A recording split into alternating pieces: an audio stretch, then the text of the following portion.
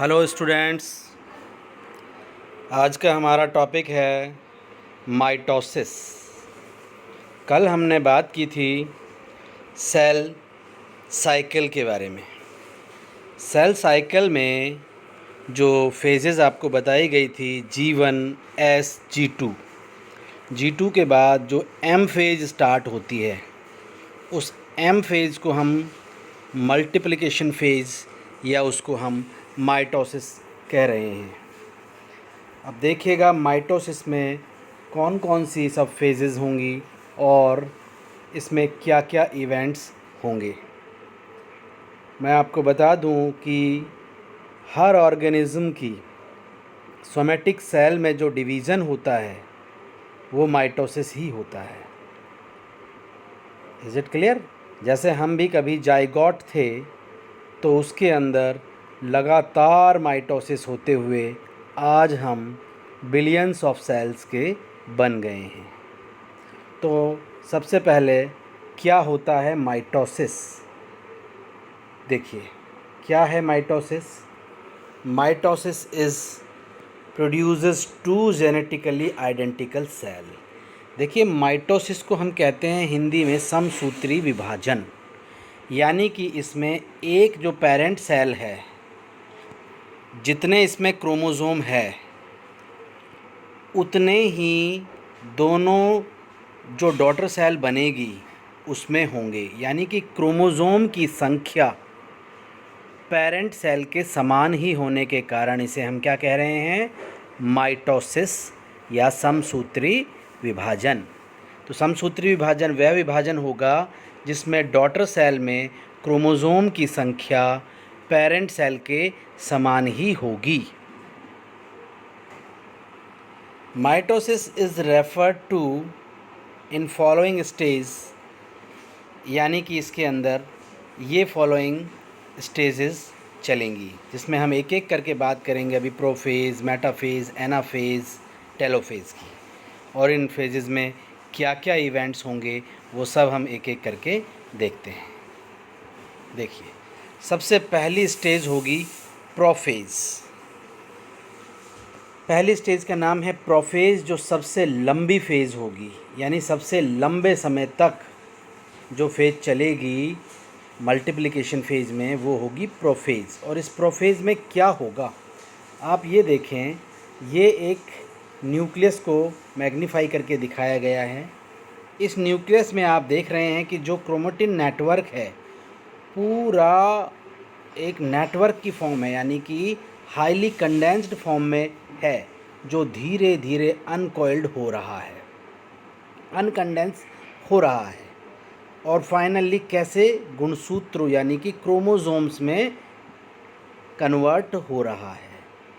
तो प्रोफेज का सबसे इम्पॉर्टेंट इवेंट क्या होगा कि जो क्रोमेटिन नेटवर्क है वो अनकॉइल होकर के क्रोमोसोम शॉर्टर एंड थिकर होने लगेंगे, यानी छोटे और मोटे होने लग जाएंगे।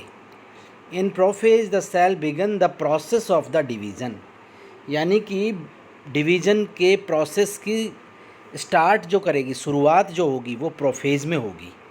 और सबसे पहले जो कंडेंस्ड क्रोमोसोम हैं वो कैसे होने लग जाएंगे, शॉर्ट एंड थिक। देखिए ये आप देखिएगा, ये पूरा न्यूक्लियस है, ये न्यूक्लियोलस है। न्यूक्लियस के चारों तरफ न्यूक्लियर मेम्ब्रेन होती है।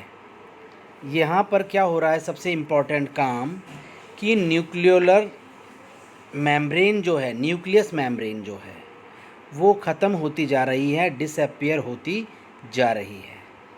ठीक है, न्यूक्लियर एनवेलप भी हम इसको बोल सकते हैं। न्यूक्लियर मेम्ब्रेन है वो डिसअपियर हो रही है, दूसरा न्यूक्लियोलस है वो भी डिसअपियर हो रही है, और तीसरा जो क्रोमोसोम नेटवर्क की फॉर्म में थे वो शॉर्ट एंड थिक हो रहे हैं। देखिए आप क्रोमोसोम सेपरेट होते हुए आपको दिखाई दे रहे हैं।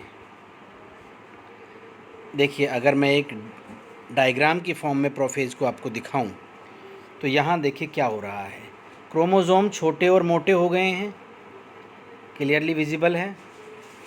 यहाँ देखिए न्यूक्लियर मेम्ब्रेन धीरे धीरे धीरे धीरे धीरे गायब हो रही है। इस डायग्राम को आप बनाएंगे और न्यूक्लियोलस वो पूरी तरह से गायब हो चुकी है।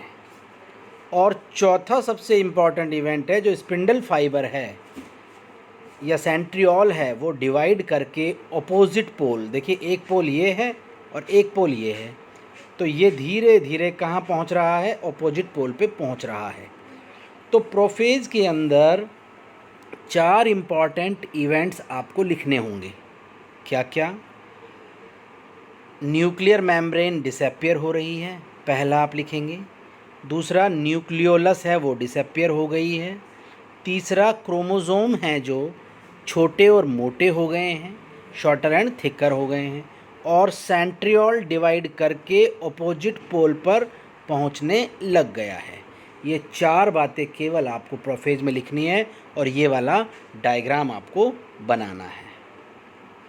अब अगर आप देखें तो आपको दिखेगा ये डायग्राम। यहाँ क्या हो रहा है, ये देखिए, न्यूक्लियर मेम्ब्रेन पूरी तरह से गायब है, क्रोमोज़ोम छोटे मोटे हो गए हैं, सेंट्रोमियर दिखाई देने लग गए हैं, सिस्टर क्रोमेटिड्स भी आपको दिखाई देने लग गए हैं।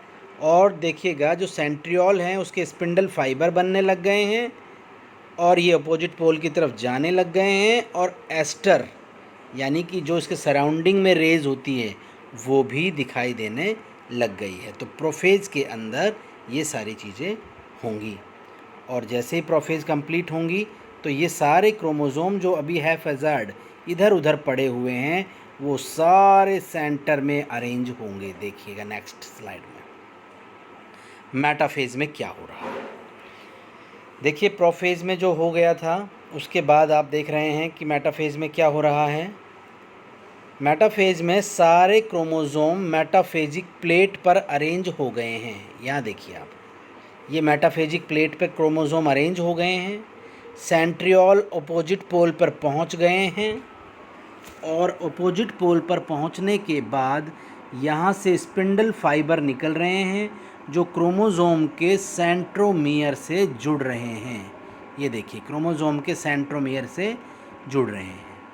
Is it clear? तो आप देख लीजिए, सेंट्रियोल डिवाइड करके एस्ट्रल रेज और स्पिंडल फाइबर बना रहे हैं जो कहाँ जुड़ रहे हैं, सेंट्रोमियर ऑफ क्रोमोज़ोम पर जुड़ रहे हैं और स्पिंडल फाइबर से ये जुड़ रहे हैं और सारे क्रोमोज़ोम मेटाफेजिक प्लेट पर अरेंज हो गए हैं। The chromosome line up at the equator of the cell यानी metaphasic plate with the centrioles at opposite ends and the spindle fiber attached to the centromere और spindle fiber है जो centromere से attach हो गए हैं। Is it clear? देखिए ये अगर आप स्लाइड आपने कभी बनाई हो या आप प्रैक्टिकल में बनाएंगे तो बिल्कुल आपको यही स्टेजेस आपको दिखाई देंगी। क्या दिखाई देंगी? देखिए सारे क्रोमोज़ोम हैं जो मेटाफेजिक प्लेट पर अरेंज हैं। यहाँ देखिए आप, यहाँ देखिए स्पिंडल फाइबर भी आपको दिख रहे हैं, यहाँ देखिए आप प्लांट सेल के अंदर भी। तो क्लियर हुआ आपको मेटाफेज में क्या क्या होगा। देखिए ये वाला डायग्राम आपको बनाना पड़ेगा मेटाफेज में। तो मेटाफेज में आप सबसे पहला लिखेंगे कि all the chromosomes arranged on metaphasic plate यानी कि सारे क्रोमोज़ोम मेटाफेजिक प्लेट पर अरेंज हो गए हैं। दूसरा आप लिखेंगे सेंट्रियोल से जो स्पिंडल फाइबर आ रहे हैं वो क्रोमोज़ोम के सेंट्रोमियर से अटैच हो गए हैं। ये देखिएगा जो सेंट्रोमियर से अटैच हो रहे हैं उन स्पिंडल फाइबर को हम क्या कह रहे हैं, contractile spindle fibre, contractile spindle fibre. और जो डायरेक्ट पोल टू पोल जा रहे हैं इन्हें हम बोलेंगे continuous spindle fibre, continuous spindle fibre. अब हम आते हैं एनाफेज के अंदर। पहले आप इस डायग्राम को एक बार गौर से आप देख लें। यहाँ पर आपको दिखाई दे रहा है सेंट्रोमियर यानी कि क्या है यहाँ पर, सेंट्रोमियर। ये सेंट्रोमियर क्या करेगा और इस सेंट्रोमियर पे क्या जुड़े हुए हैं, ये दोनों क्रोमोज़ोम की आर्म्स। ये सेंट्रोमियर सबसे पहले डिवीज़न करेगा और ये कॉन्ट्रैक्टाइल जो फिलामेंट है, स्पिंडल फिलामेंट है, ये कॉन्ट्रैक्ट होने लगेंगे और ये इधर कॉन्ट्रैक्ट होगा, ये इधर कॉन्ट्रैक्ट होगा। तो सेंट्रोमियर आधा इधर खींचने लगेगा, उधर खींचने लगेगा। उससे क्या होगा, कि हाफ क्रोमोज़ोम है जो इधर खिंच जाएगा, कॉन्ट्रैक्ट होने की वजह से आधा उधर चला जाएगा। Is it clear? लेकिन आपको पता होना चाहिए एस फेज़ में ये पहले से ही डुप्लीकेट हो गए हैं, तो ये आधे नहीं हैं, ये पूरे ही क्रोमोज़ोम हैं, लेकिन डिवाइड हो गए हैं। In anaphase the centromere divide at this point, each chromosome goes from having two sister chromatids to begin to separate chromosome. To separate chromosome है ये भी एक पूरा क्रोमोज़ोम है क्योंकि इसके अंदर डीएनए डुप्लीकेट हो चुका है। ये भी एक सेपरेट क्रोमोज़ोम है, इसके अंदर भी क्रोमोज़ोम यानी डीएनए है जो डुप्लीकेट हो चुका है। तो एनाफेज में सबसे पहले क्या होगा? एनाफेज में सबसे पहला इवेंट होगा कि जो सेंट्रोमियर है वो डिवाइड करने लगेगा। दूसरा क्या होगा? कॉन्ट्रैक्टाइल फाइबर है वो कॉन्ट्रैक्ट होने लगेंगे। तीसरा क्या होंगे कि ये दोनों क्रोमोज़ोम ऑपोजिट पोल की तरफ मूव करने लगेंगे। देखिए ये क्रोमोज़ोम इधर जा रहा है, ये इधर जा रहा है, तो अपोजिट पोल की तरफ मूवमेंट हो रहा है या नहीं हो रहा है क्रोमोज़ोम्स का? आप देख सकते हैं बिल्कुल हो रहा है।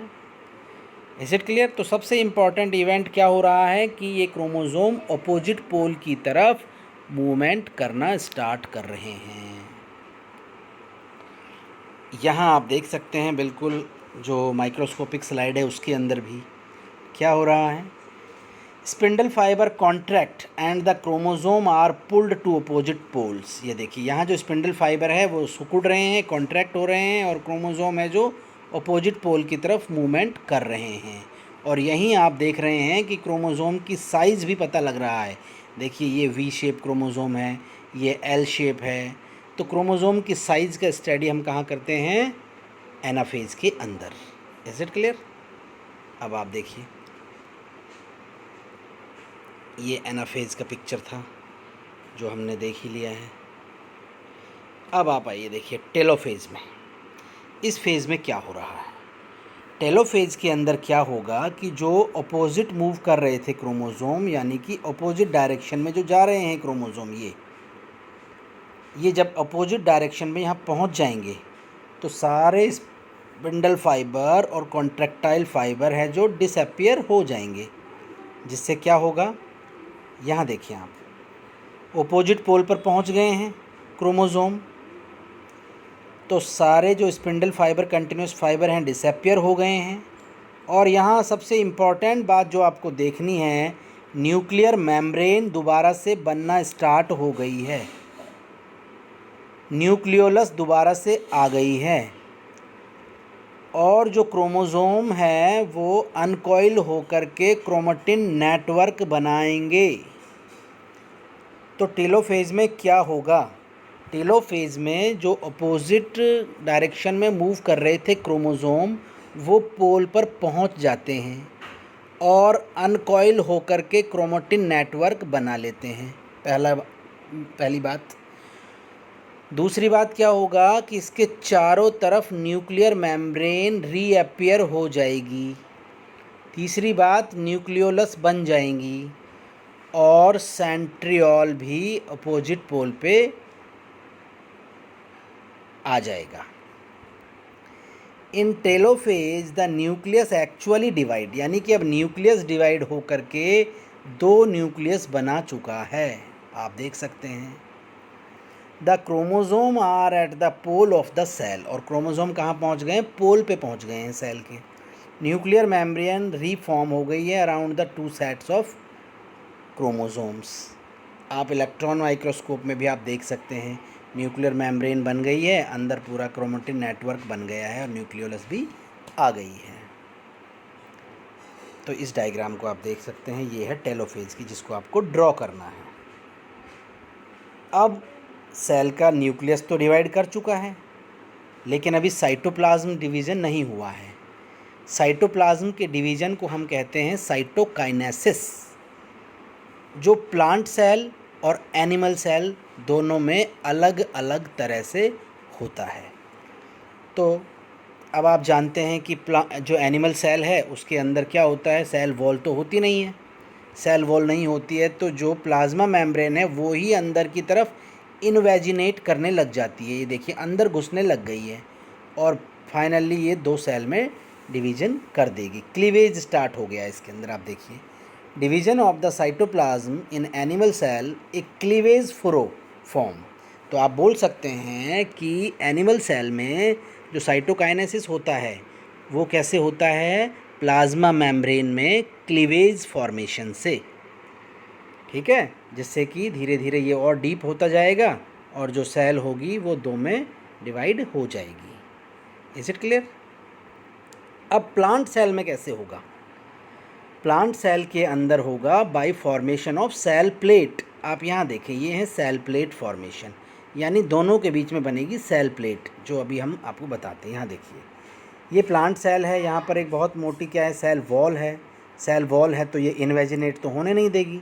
इन्वेजिनेट नहीं होने देगी तो क्या होगा कि जो सेल में गोल्जी बॉडी है वो कैल्शियम मैग्नीशियम पैक्टेट, कौन सा एलिमेंट, कैल्शियम मैग्नीशियम पैक्टेट के ग्लोब्यूल्स बनाएंगी और वो सेंटर में अरेंज होते चले जाएंगे और सेंटर से दीवार की तरफ इनका मूवमेंट होता रहेगा। ध्यान दें, सेंटर से दीवार की तरफ, वॉल की तरफ। यहाँ देखिए आप, यहाँ सेंटर में बन गया है, फिर अब धीरे धीरे और इधर जमा हो रहा है, धीरे धीरे और जमा हो रहा है, तो सेंटर से वॉल की तरफ और धीरे धीरे पूरी एक प्लेट बन जाएगी और दो डॉटर सेल में ये सेल डिवाइड हो जाएगी।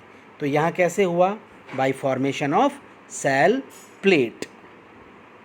तो साइटोकाइनेसिस समझ में आया आपको? प्लांट सेल में गोल्जी बॉडी के द्वारा कैल्शियम मैग्नीशियम के पैकेट बनाए जाएंगे और ये पैकेट सेंटर में अरेंज होते हुए वॉल तक पहुंच जाएंगे और पूरी सेल को दो में डिवाइड कर देंगे, जिसे हम कहेंगे by formation of cell plate.